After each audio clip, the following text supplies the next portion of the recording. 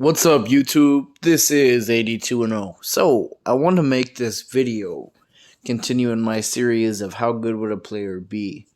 Um, I recently was debating someone about this. They didn't really seem to understand the differences of pace in different eras.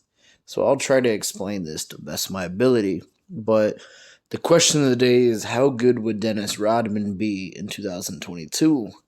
I told someone Rodman could average over 20 rebounds per game in this era.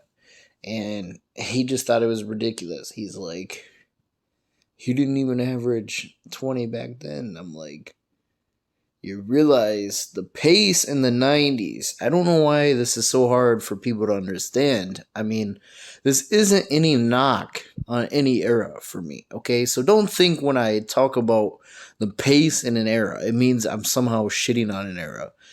I'm just telling the fucking facts, okay? The 60s were fast, faster than any other era. All right, get over it. 70s were fast. Early 80s were fast paced, but it started slowing down in the 90s up until the early 2000s. That's just a fact. If you don't like it, okay, I don't know what to tell you. That's just a fact, so get over it. But how good would Dennis Rodman be in 2022? We're starting to see the pace of the NBA go back up. Within the past 6 years, I want to say, it's really gone up. And there's a lot more shot attempts now. So what I wanted to say was, I think Dennis Rodman could average more rebounds. Obviously, more shot attempts means more chances for rebounds. But how good would he be in this era? One thing you got to understand is,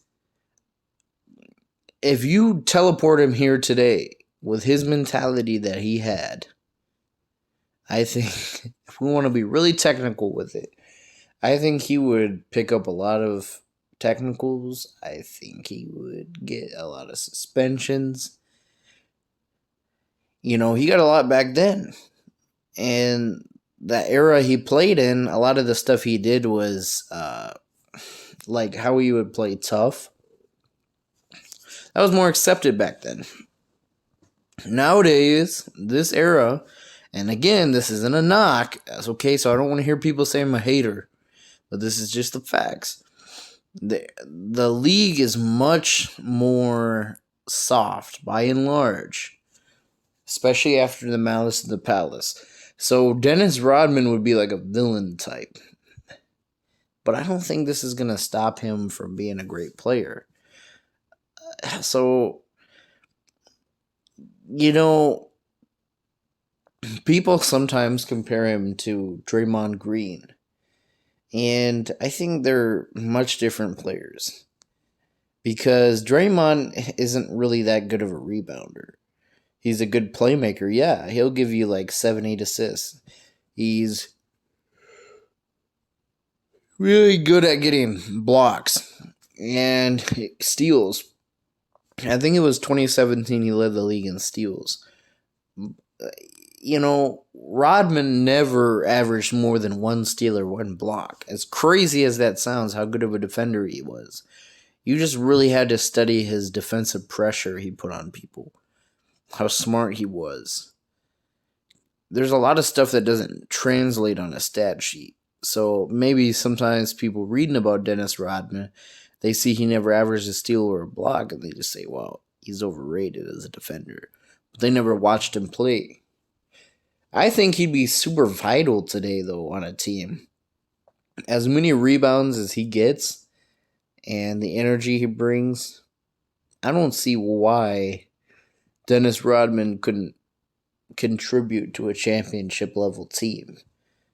Yes, he'd get a lot of suspensions, a lot of fines, a lot of technical calls, but I don't think that he would be kicked out of the league or anything.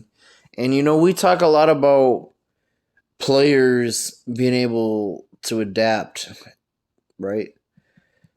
I think Rodman, with his competitive nature, I think if he had a good coach, Like someone he really got along with, like Phil Jackson.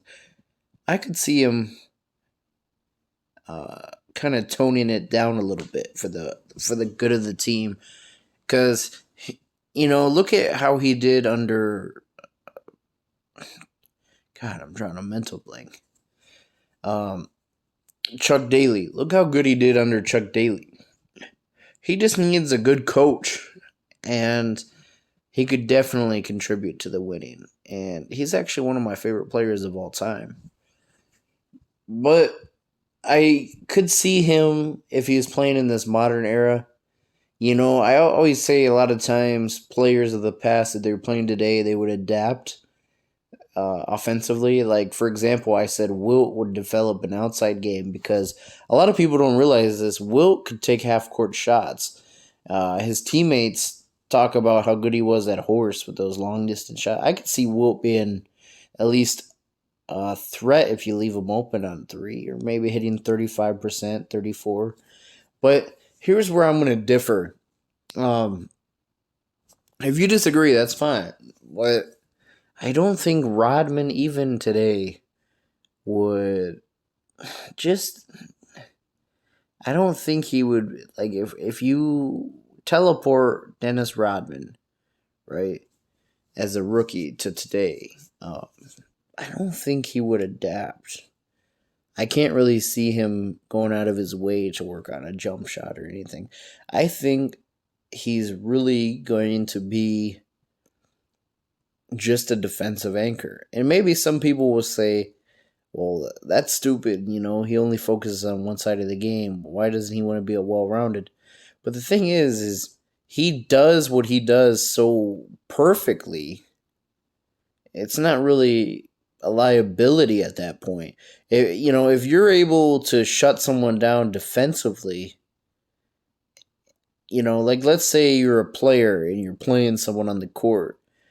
If you get 2 points, but you completely shut down the opposition, is it really a loss if you win the game? So I could see Dennis Rodman still being the type of dude to put up like 2 points, but still have like 20 rebounds.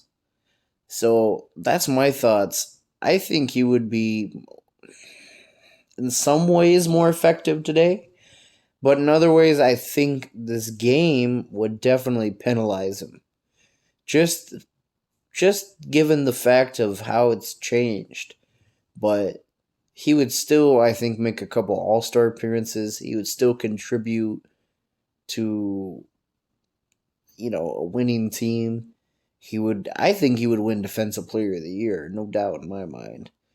And I think what's underrated about Rodman is his killer mentality. People talk about Jordans and Pippen. Rodman was a competitor himself. A lot of people don't realize that. So, what are your thoughts down below? How good do you think Dennis Rodman would be in 2022? Let me know what your thoughts are. Thanks for watching.